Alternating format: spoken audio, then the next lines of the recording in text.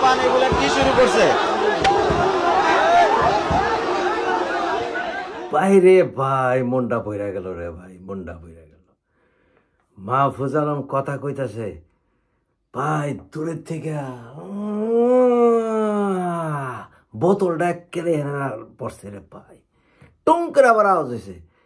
ভাই রে ভাই, আপনারা কি মনে করছেন আমি ওই মাহফুজ আলম রে বোতল মারছে দেখে খুশি? না না না, আমি ওই পোলারে খুঁজে বাইর করা দরকার যে পোলা দূরের থেকে মারছে, আইসা লাগিয়া পড়ছে রে ভাই বোতলের মাথাটার মধ্যে।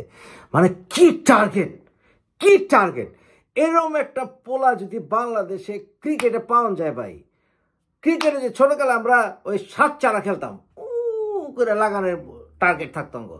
মানে এই পোলার 7 ছেলেখেরা বড় হয়েছে না, ক্রিকেটের যে প্রতিভা, এই পোলারে যদি আমরা নেক্সটে ফাস্ট বোলার হিসেবে পাই, 100% বাংলাদেশ ক্রিকেটে ওয়ার্ল্ড চ্যাম্পিয়ন। আমি মাহফুজ আলম বুঝি না, এরা তো 2 দিন পরে জুতা খাইবো, মাহফুজ আলম খাইবো, যত সমন্বয়কারী আছে এরা খাবে, তা বহুত আগে কইছে আপনাকে। এক কথা বাদ দেন, এটা আমার কাছে ইস্যুই না। জগন্নাথ বিশ্ববিদ্যালয়ের নাম চেঞ্জ করে দিলে জগন্নাথের সমস্ত আন্দোলন মেনে নেব, এটার কথা বাদ দেন। বিষয় হলো ভাই যে মারছে ক্রিকেট বল ইয়াটা ভাই, ও বোতলটা পোলাটা চেয়ারা দরকার আল্লাহর হস্তে।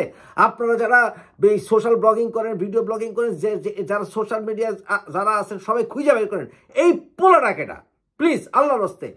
ও কি টার্গেট রে ভাই, কি টার্গেট! আপনি পারবেন? আপনি পারবেন? এতগুলি ভিড়ের মধ্যে একেবারে জায়গা মতো ফিট, এটা তো অন্য কারো কান্দে পড়তে পারতো, অন্য কারো মাথায় পড়তে পারতো। একেবারে মাহফুজ আলম বহুত দূর থেকে মারছে গেলাম।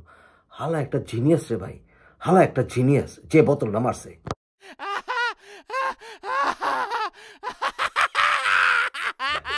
দেখেন বোতলটা খায়া আসমানের দিকে চাইছে, তাহলে আল্লাহর গজব পড়লো কিনা। আল্লাহর ওলি রে, জামাত শফিকুর রহমানের ওই জামাত রে বাজে কথা কয়, আসমান থেকে গজব পড়লো কিনা, আসমানের দিকে চাইছে লগে লগে ভাই।